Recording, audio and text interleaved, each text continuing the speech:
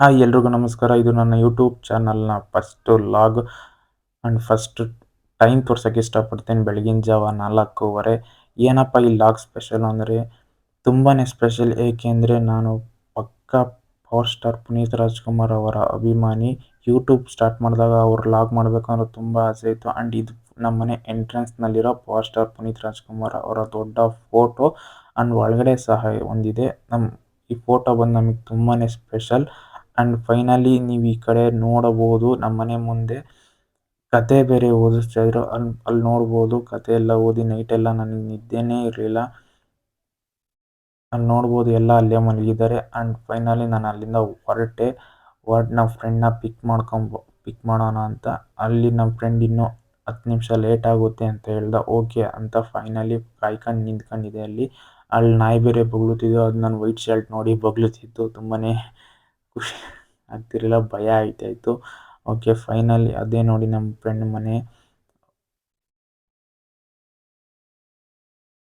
Finally ಬಂದ್ಬಿಟ್ಟು ಎಲ್ರಿಗೂ wish ಮಾಡ್ದ.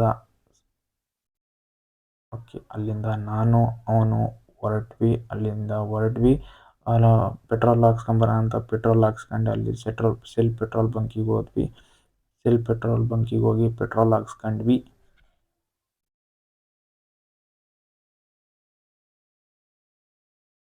ಅಲ್ಲಿಂದ ಹೊರಟಾಗ ತುಂಬಾ ಕತ್ಲಿತ್ತು. ಬಟ್ ಅಲ್ಲಿಗೆ ಹೋಗಾದ್ಮೇಲೆ ತುಂಬಾ ಬೆಳಕಾಗಿತ್ತು.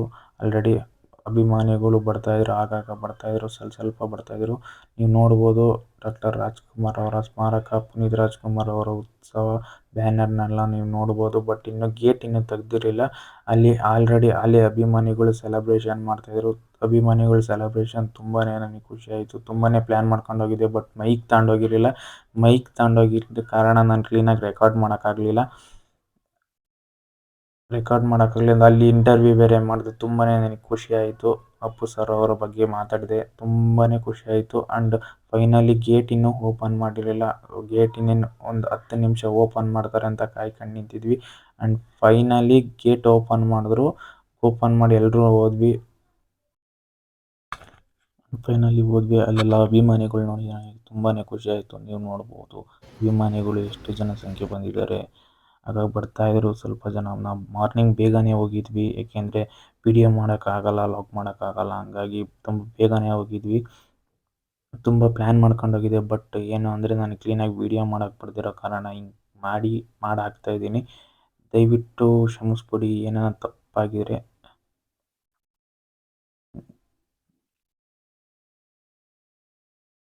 ನೀವು ನೋಡ್ಬೋದು ತುಂಬ ಅಭಿಮಾನಿಗಳು ಬಂದಿದ್ದಾರೆ.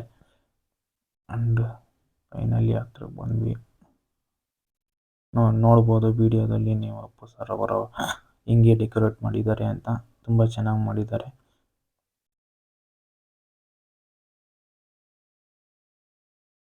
ಆ್ಯಂಡ್ ಅಪ್ಪು ಸರ್ ಅವರ ಸಮಾಧಿಯ ಪಕ್ಕದಲ್ಲಿ ಅವರ ಅಮ್ಮ ಪಾರ್ವತಮ್ಮ ಅವರ ಸಮಾಧಿ ಕೂಡ ಇದೆ. ಅಲ್ಲಿ ಕೂಡ ನೋಡ್ಬೋದು. ಅಲ್ಲೂ ತುಂಬ ಜನಸಂಖ್ಯೆ ಸೇರಿದ್ದಾರೆ. ಆ್ಯಂಡ್ ಅವ್ರ ಪಕ್ಕದಲ್ಲಿ ನಿಮ್ಮೆಲ್ಲರ ಪ್ರೀತಿಯ ಡಾಕ್ಟರ್ ರಾಜ್‌ಕುಮಾರ್ ಅವರ ಸಮಾಧಿ ಕೂಡ ಇದೆ. ಅದನ್ನು ನೋಡಿ ತುಂಬಾ ಖುಷಿ ಆಯಿತು. ಆ್ಯಂಡ್ ಅವರು ಚಿತ್ರ ಮಾಡಿರೋದೆಲ್ಲ ನೋಡಿ ತುಂಬಾ ಖುಷಿ ಆಯಿತು.